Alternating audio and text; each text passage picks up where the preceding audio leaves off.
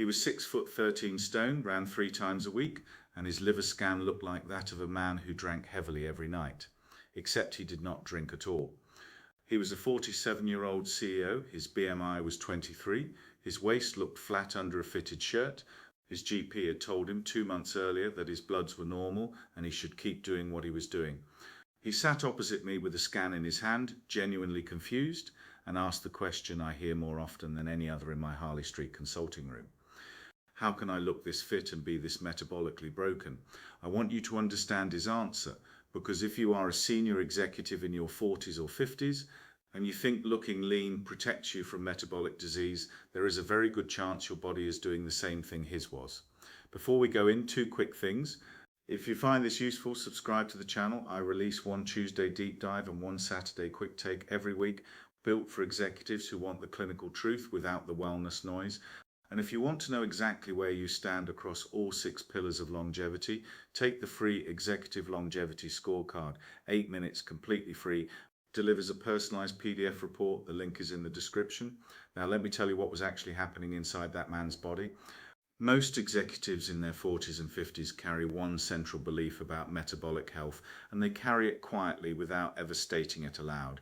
The belief goes like this: if I am not overweight, I am not metabolically unwell. If my BMI is in the normal range, if my trousers still fit the way they did at 35, if I look reasonable in a swimming costume, then whatever metabolic disease is, it is not my problem yet. I will worry about it if I start to gain weight. This belief is reinforced every time you step on a scale. It is reinforced by fitted shirts and by photographs. It is reinforced by GPs who measure your BMI, note that it sits somewhere between 20 and 25, and tell you that your weight is fine. So for most of adult life, the mirror and the bathroom scale are quietly doing the work of medical reassurance. Here is the problem. The scale is measuring the wrong thing. The mirror is measuring the wrong thing.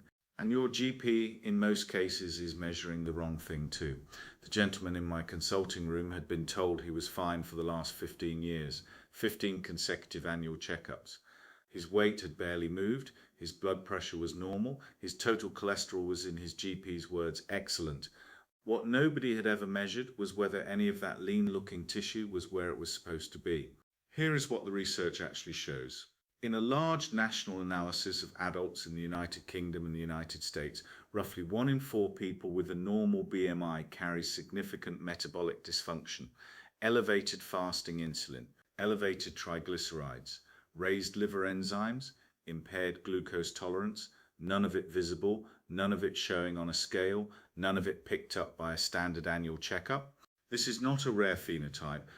It is the default phenotype for sedentary, stressed, high-performing adults who eat ultra-processed foods, sleep poorly, and assume they are protected because their suit still fits. The medical term is TOFI, thin outside, fat inside. It describes a person who looks lean on the outside but carries fat where fat is not supposed to be on the inside the liver, around the pancreas, wrapped around the heart, deposited within skeletal muscle. This kind of fat has a name. It is called ectopic fat. And of all the tissue in the human body, it is the single most metabolically active and inflammatory tissue you can carry. It is not the fat under your skin that drives heart attacks, strokes, type 2 diabetes, Alzheimer's disease, and most cancers. It is this fat, the fat you cannot see. Your body has a personal fat storage capacity. It is partly genetic. Some people can store a great deal of fat harmlessly under the skin and stay metabolically healthy for decades. Others, and executives in particular, are overrepresented in this group, reach their personal fat ceiling early, and the excess starts depositing inside organs that were never designed to hold it. When you see a lean CEO in his 50s have a sudden heart attack, this is almost always the mechanism. He had not gained weight, his fat had simply moved indoors. So here is the truth I want you to walk away with today. The number on your scale, the number on your BMI, and the fit of your trousers tell you almost nothing about the metabolic state of your body. They are lagging, surface-level indicators. What matters for your longevity is not how you look, it is where your fat is living. Your real metabolic risk sits in 4 specific measurements. Not one of them requires a scan. The first is your waist to height ratio. Divide your waist circumference by your height in the same units. A ratio above 0.5 is strongly associated with visceral fat accumulation and metabolic risk, regardless of BMI. For most men over 40, this single measurement tells you more about your future than your weight ever will. The second is your fasting insulin, not your glucose, your insulin. Insulin is the hormone your body releases to manage blood sugar, and it rises years before glucose does. An optimal fasting insulin sits below 5 milliunits per litre. Most executives I see when we measure for the first time sit between 10 and 20. That is not yet diabetes. It is not yet pre-diabetes on a standard NHS cutoff. But biologically, it is a body that is already fighting to stay on top of its sugar, every hour of every day, quietly running its engine in the red. The third is your triglyceride to HDL ratio. Take your triglycerides, divide by your HDL cholesterol. A ratio under 1.5 is good. Above 3 signals significant insulin resistance and an elevated likelihood of fat sitting in your liver. This number costs nothing extra to calculate. Most people have the raw values sitting on a blood report they've never been shown how to read. The fourth is your liver enzymes, ALT in particular. A raised ALT in a non-drinker is, until proven otherwise, a fatty liver. Let me explain why these 4 numbers matter so much, because the mechanism is what makes this unforgettable. Think of your body as a warehouse with a fixed storage capacity for fat. When food comes in faster than it is burned, which is the situation most modern executives live in every day, the excess energy has to go somewhere. The first port of call is the fat tissue under your skin. That is actually the safest place for it. Subcutaneous fat is, metabolically speaking, polite. It stores calories quietly. It releases them when needed. It does not on its own cause much trouble. The problem begins when the subcutaneous warehouse fills up. And here is the cruel twist. Lean-looking people often have a smaller warehouse. Their genetics have given them a lower personal fat storage capacity. They fill up faster. When the warehouse is full, the body does not stop storing fat. It starts putting it where it should not go, around the organs, which we call visceral fat, inside the liver, which we call non-alcoholic fatty liver disease, around the pancreas, around the heart, inside the muscle fibers themselves. And here is the key point. This ectopic fat is not inert storage. It is an active, inflammatory, hormonally disruptive tissue. It releases inflammatory cytokines. It pours free fatty acids straight into the portal blood flow to the liver. It disrupts insulin signaling throughout the body. This is the root of what we call metabolic syndrome. And metabolic syndrome is not one disease. It is the upstream engine of virtually every serious disease of aging. Cardiovascular disease runs on it. Type 2 diabetes runs on it. The majority of cancers correlate with it. Alzheimer's disease is now being called type 3 diabetes because the same insulin resistance that ruins your metabolism also starves your neurons. You do not get 15 separate diseases as you age. You get one disease, metabolic dysfunction, expressing itself in 15 different organs, and it is often invisible until a scan, a scare, or a scalpel makes it visible.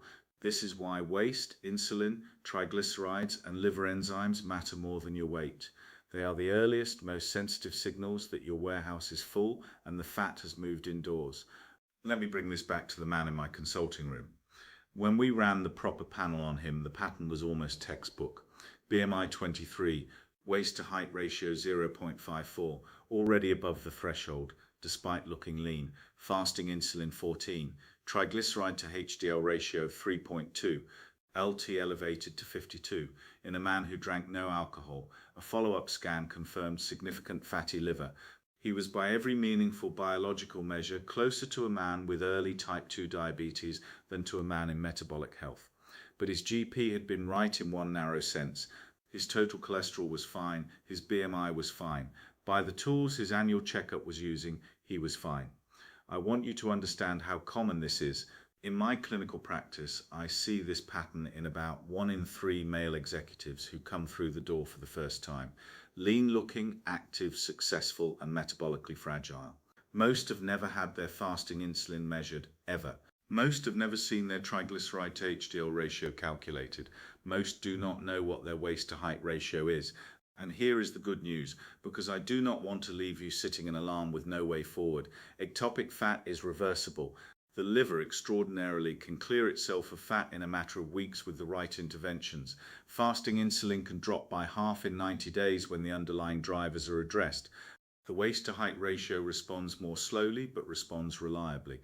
The gentleman I described began a structured metabolic protocol, time restricted eating in a 12-hour window, a shift to protein forward meals, 2 strength sessions and 2 zone 2 cardiovascular sessions a week, consistent 7-hour sleep, and targeted screening of a handful of deeper markers. 90 days later, his fasting insulin had dropped from 14 to 6. His liver enzymes were back inside the normal range. His waist to height ratio had fallen from 0.54 to 0.49. He had lost about 3 kilograms of weight, which was not the point, and an unmeasured but very real amount of fat from inside his liver, which very much was the point. His outside had barely changed, his inside had been rebuilt. So I want to leave you with a reframe and with something small and concrete you can do this week. The reframe is this: stop using the scale and the mirror as your metabolic health report. They are misleading you. They have probably been misleading you for years.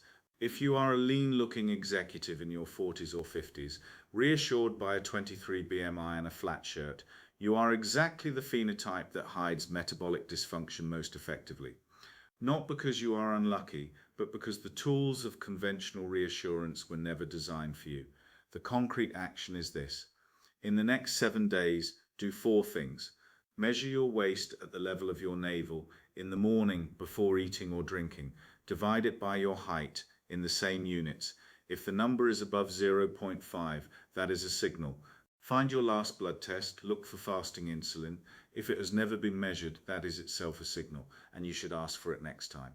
Find your triglycerides and your HDL cholesterol on the same report. Divide one by the other. If you are above 2, you have information. If you are above 3, you have a wake-up call. Look at your ALT, your liver enzyme. If it is elevated and you are not drinking heavily, ask the honest question about why. None of this requires a scan. None of this requires a specialist. All of it is sitting in numbers you probably already have or can obtain within 2 weeks. These are 4 of the earliest, most sensitive signals that your body is storing fat where it should not be.